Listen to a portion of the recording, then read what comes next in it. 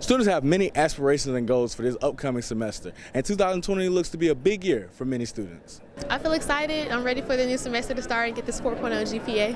I feel pretty good because last semester I did really well, and my classes seem a little bit easier this semester, so I think it's going to go well. I'm excited for it. I'm excited for the classes that I'm taking this year and making progress toward eventually graduating. I feel great about this upcoming semester. I feel like positive energy is everything. And if you take your time and have patience and be innovative, I feel like you can achieve anything.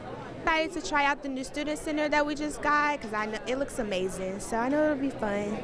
Yeah. I was also able to catch up with former basketball star Brandon Miller to see how he feels about this upcoming school year. Graduating semester, so everything is looking to be great. I finished my intern with the basketball team, and I'm looking forward to a good semester with my frat brothers. With hopes being very high for many of the Trojan students, spring semester 2020 looks to be one for the books.